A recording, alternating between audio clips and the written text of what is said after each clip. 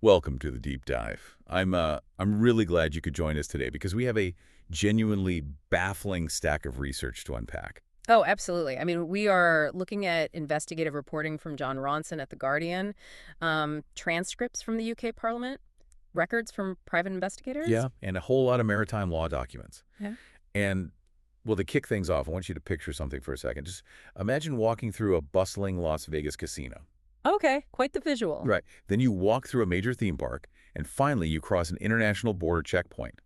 In all those places, your face, your movements, your ID. They'd be logged and recorded dozens of times, if not hundreds. Exactly. Yeah. And a modern cruise ship is basically all three of those things combined. It is this highly engineered, entirely closed ecosystem. Yeah, designed from the keel up to do two things perfectly, right? Maximize your comfort and, well, track your every single move. Right. Access cards log when you enter and leave corridors. Cameras blanket the public spaces. Security protocols are just rigorously enforced. I mean, it is a floating fortress. Which is what makes this data so wild. Because since the year 2000, over 300 people have simply, evaporated into thin air from these ships. 300 people. 313 officially. Yeah. Which is a staggering figure for environments that are literally marketed as hyper-secure luxury retreats. It's a deeply unsettling contradiction. You just naturally assume that if something catastrophic goes wrong, there will be a digital trail. A definitive record. Right, a clear answer. But the maritime data reveals a vastly different reality. Yeah. And our mission for today's deep dive is to calmly examine one of the most puzzling of those cases. Yeah, the 2011 disappearance of Rebecca Coriam. Exactly. She was a 24-year-old British crew member who vanished from the Disney Wonder while it was sailing off the coast of Mexico. We're going to lay out the official timeline, look at the physical realities of the ship itself, and, explore the massive gaps in the investigation. And we want to do this without jumping to any wild conspiracy theories. Right. Strictly the facts. Precisely. Because doing a rigorous step-by-step breakdown of that morning exposes a glaring anomaly at the heart of this mystery. I mean, we really need to look at how someone completely vanishes from a tightly surveilled, contained environment without leaving clear evidence behind. So to understand the missing pieces, we first have to establish the exact timeline. Right. And to do that, you have to know a bit about the environment she was operating in and, well, who she was. The background is super crucial here. According to the interviews with her family and her colleagues, Rebecca wasn't someone who was, checking out of life. No at all. She was energetic, incredibly cheerful, studying sports science. She was working as a youth worker on the ship. Which, if we look at the mechanics of the cruise industry, is an intensely demanding job. I mean, crew members work long hours, often 7 days a week. Living below decks, right? Yeah, in a very close-knit, highly structured community. But Rebecca appeared to be really thriving in that ecosystem. A crucial detail from her family's testimony is that she had just secured passes for Disneyland Paris. Oh, to surprise her relatives when she returned home to the UK. Exactly. This was a young woman actively planning for the future. She was maintaining constant contact with her parents via Facebook and Skype. So she was tethered to her life. Yeah. But then we get to the morning of March 22, 2011. The Disney Wonder is sailing its route between Los Angeles and the Mexican Riviera. It's just a totally routine morning. Until 9 a.m. Right. At 9 a.m., Rebecca fails to report for her shift. And in the tightly scheduled world of a cruise ship crew, you don't just sleep in. That is an immediate, glaring red flag. Right. So the ship's protocol kicks in. They check. She isn't in her cabin. She doesn't answer repeated pages over the ship's public address system. So the security team initiates a physical search of the vessel, and crucially, they begin reviewing the internal CCTV network. And this brings us to the very last confirmed sighting of Rebecca Coriam. Okay, let's unpack this footage because it is honestly haunting. It's 5:45 a.m. The camera is positioned in a crew-only area on deck 1. Yeah. Rebecca is on an internal crew phone, and she is visibly, undeniably distressed. A young male crew member actually walks into the frame, approaches her, and appears to ask if she's all right. Yes. And if you analyze the video closely, her mouth can be read responding to him. Yeah. She clearly says, yeah, fine. Right, and then she hangs up. She hangs up the receiver, pushes her hair back off her face, and puts her hands in her back pockets. Which her parents specifically noted were signature mannerisms for her. Exactly. She was exhibiting normal, habitual physical behaviors, even while clearly in the middle of some sort of emotional crisis. But there's a really jarring detail in that video that private investigators zeroed in on. She is wearing clothes that appear way too large for her. Right, like she threw on a man's clothing or just someone else's garments in a hurry. Yeah. And then she walks away from the phone, out of the camera's frame. That's it. That's it. That is the last time she is ever seen. So looking at the layout of this ship, I just have to ask, if you are in a completely closed loop surrounded by thousands of people, endless ocean on all sides, where do you even go after walking out of the frame? Well, this is where we hit our first massive structural anomaly. What's fascinating here is the sheer length of time between events. The gap, right? Yeah, there is a 3-hour and 15-minute gap between her last sighting at 5:45 a.m. and her missed shift at 9 a.m. Which is an eternity on a ship. In an environment that relies on keycard swipes to open doors or access crew quarters or enter restricted zones, the complete absence of any digital footprint during that window is just staggering. Yeah, a modern ship's tracking system doesn't just lose someone for 3 hours. Not unless they are intentionally avoiding detection or, well, something catastrophic has already occurred. It's like her digital presence simply evaporated. And because the internal search turned up nothing, the investigation had to shift to the exterior of the ship. They had to figure out how she supposedly left the vessel entirely. Which brings us to the official narrative. Disney, along with the official investigator assigned to the case, ultimately concluded that Rebecca was washed overboard by a rogue wave. Specifically, while she was at the Deck 5 crew pool. Right. And this is where we have to critically examine the physical realities of maritime engineering. Yeah. Because they stand in direct, glaring opposition to that official theory. Absolutely. The crew pool on Deck 5 is located near the bow of the ship, but it is not an open, exposed deck. No, not at all. According to the ship's blueprints and, testimony from other crew members, that specific pool is enclosed by solid steel walls that are over 6 feet high. 6 feet high. So we are not talking about a low waist-high railing that someone could accidentally trip over while jogging in the morning. We are talking about a steel barricade. Precisely. If we connect this to the physics of the ocean, for a wave to wash a human being out of that specific enclosed area, it wouldn't just be a heavy splash. It would have to be huge. It would require a kinetic event of catastrophic proportions. I mean, a wave large enough to breach Deck 5, clear a 6-foot steel wall, and carry a person away would have caused massive visible structural damage to the ship itself. It would shear metal, flood internal decks, violently wake thousands of passengers. But none of that happened. No. The maritime weather reports confirmed that the sea state that morning was completely normal. There were no storms, there was no choppy water, and there was absolutely zero structural damage to the Disney Wonder. So the physical environment itself categorically rejects the official conclusion. But wait, if the physics don't add up, what about the evidence they used to support this rogue wave theory in the first place? Because they did point to something. They did. The primary piece of physical evidence cited by investigators was a pair of flip-flops, allegedly found near the pool on Deck 5. And the implication presented to the family was that they belonged to Rebecca and were left behind when the waves swept her away. Okay, but this is where the chain of custody completely falls apart, and honestly, it is incredibly frustrating to read. Her friends and private investigators looked at photos of those flip-flops. And they found multiple issues. Yeah. First of all, they were the wrong size. Second, they were pink and floral, which is a style that multiple friends explicitly stated she never, ever wore.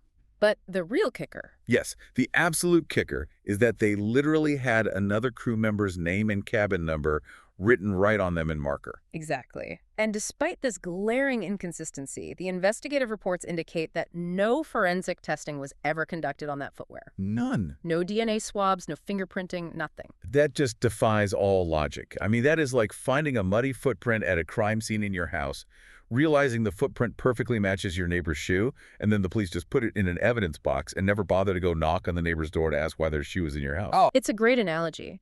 It highlights a profound systemic breakdown in the investigative process. And look, the focus of our analysis isn't to hurl baseless accusations, but as objective observers, we have to acknowledge that the physical evidence directly contradicts the official conclusion.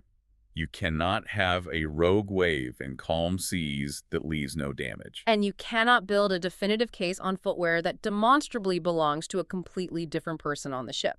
So we have a physical impossibility. If the physical environment is lying, the camera should tell the truth, right? We naturally have to turn to the digital evidence. But when we look at the CCTV footage, the narrative fractures even more. Right, let's talk about John Ronson's investigation for The Guardian, because he actually booked a ticket on the Disney Wonder and traveled along the exact same route to ask questions. Which is just fantastic journalism. His methodology was brilliant. He knew he couldn't get official statements, so he spoke discreetly with crew members who were actively working on board. And they painted a picture of an environment where absolutely nothing goes unseen. Yeah, one crew member told him, quite bluntly, Disney knows exactly what happened. Everything here is taped. There's CCTV everywhere. Which makes the missing footage so glaring. Let's trace the path. Rebecca made that distress phone call on Deck 1. Yep. The crew pool where they claim she was swept away is on Deck 5. Getting from Deck 1 to Deck 5 requires walking through corridors, climbing multiple flights of stairs, or taking elevators. So how does a person make that multi-deck journey on a modern, hyper-surveilled ship without triggering a single camera in between? It strongly points to a highly selective release of information. And it's not just the video footage we need to consider either. The phone call. Exactly. We also have to look at the phone call itself. Remember, she was on an internal crew phone. The technical documents for the ship note that all internal calls are recorded. So there is a definitive audio record of exactly who she was talking to and what was being said during that emotional crisis. Yes.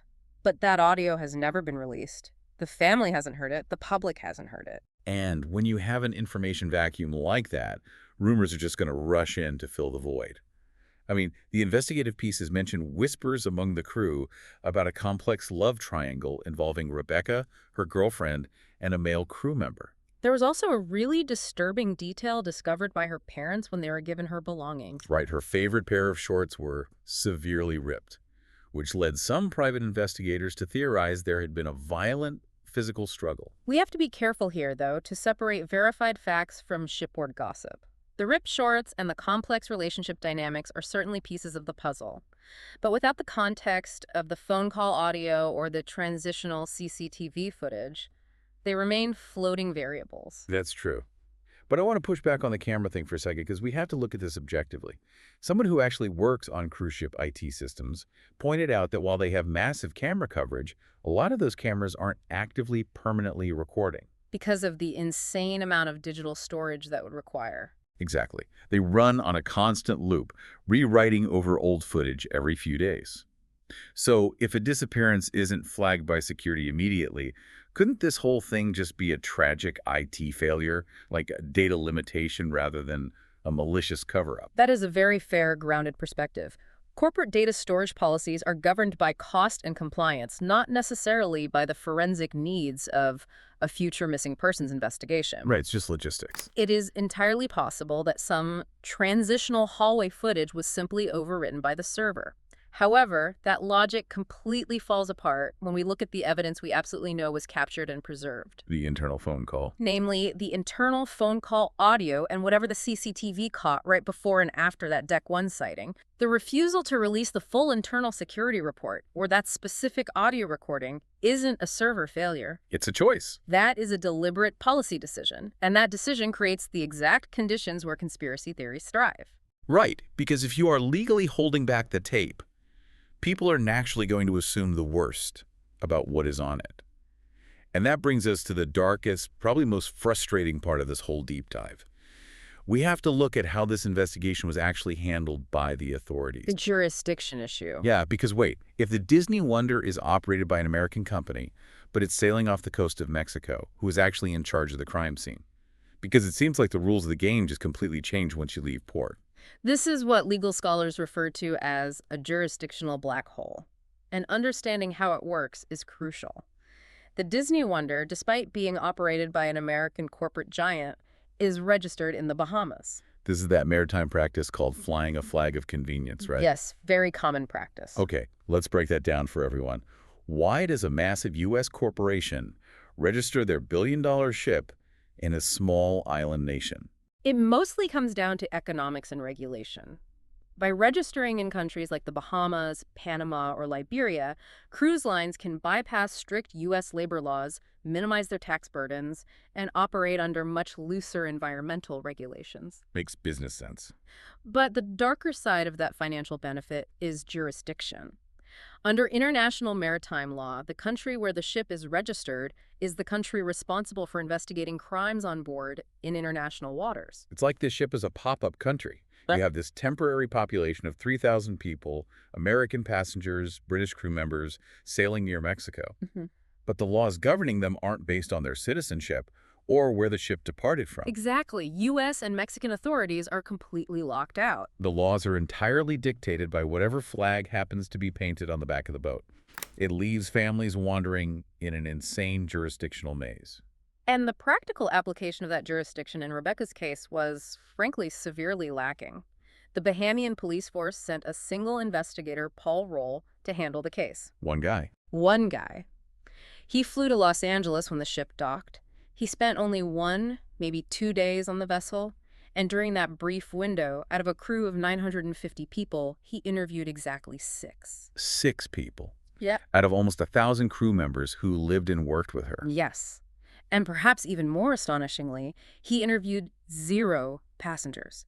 Not a single one of the over 2,000 guests on board was questioned to see if they heard or saw anything unusual that morning. That is just mind-boggling. You have a missing person in a highly contained environment, and the official investigator ignores roughly 99% of the population on board. It's no wonder the UK officials were absolutely furious when they read the report. Oh, yeah. The parliamentary transcripts show that British politicians, including Member of Parliament Chris Matheson and former Deputy Prime Minister John Prescott, they called the Bahamian investigation appalling. Matheson flat out suggested on the record that the evidence smelled rotten and that a crime likely took place. It got to the point where the UK government actually began drafting proposals to change their laws so they could investigate the deaths of their own citizens at sea, regardless of the flag on the ship. Which underscores the structural problem at the very heart of the cruise industry.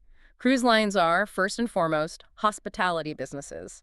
Their ultimate imperative is protecting their multi-billion-dollar brand and ensuring the guest experience remains pristine. Right. Bad press is bad for business. Meanwhile, the flag of convenience countries often lack the complex forensic resources, the manpower, or perhaps the political will to conduct rigorous adversarial investigations into the massive corporations that pay to register vessels in their jurisdiction. The system is functioning exactly as it was designed to. And so, how does it all end legally for the Coriam family?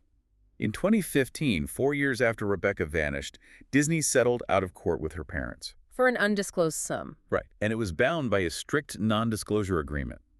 The family is now legally prevented from publicly discussing the details of the case. The settlement effectively ends the legal battle in the United States. It provides closure in a strictly procedural sense, saving the family from years of grueling international litigation. But mathematically, the existence of an NDA guarantees that the full truth of what happened that morning remains hidden.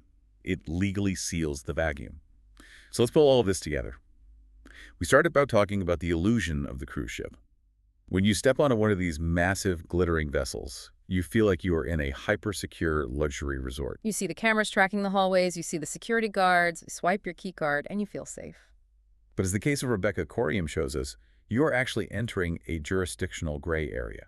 You are entering a space where the burden of proof, the rules of surveillance, and the pursuit of justice operate on an entirely different and frankly terrifying set of rules. It challenges our fundamental assumptions about accountability. We assume that because we are being watched, we are being protected. But this case reveals that surveillance at sea is often a one-way mirror. It is a tool used to monitor employees, manage crowds, and protect corporate liability, without necessarily being deployed to solve a mystery, catch a perpetrator, or provide transparent answers to a grieving family. Yeah, the jurisdictional black hole isn't a bug in the system. For the corporations involved, it's a feature. It is. And as we wrap up this deep dive, there is one final lingering detail in the case files that we haven't even touched on yet. Something that completely fractures the whole she fell overboard narrative and leaves you questioning everything. It's a detail that raises entirely new, almost impossible questions about her movements. Exactly. According to the investigative records, 2 months after Rebecca disappeared. 2 months after she was supposedly swept into the ocean by a rogue wave. Right. 2 months later, her personal credit card was allegedly used. And not only that, but an email was sent to her family claiming a sighting of her in Venice, Italy, with the sender saying they were 85% sure it was her. Which leaves us with a massive, haunting question to end on. Because when the police searched for Rebecca's cabin after she vanished, they found her passport sitting right there on her desk, completely untouched. Right. If she didn't fall overboard that morning, how does someone walk off the highly secure floating fortress, travel the world, and use a credit card, all without their passport? It really forces you to wonder what truly happens in the silent, unrecorded stretches of international waters, long after the cameras supposedly stop watching.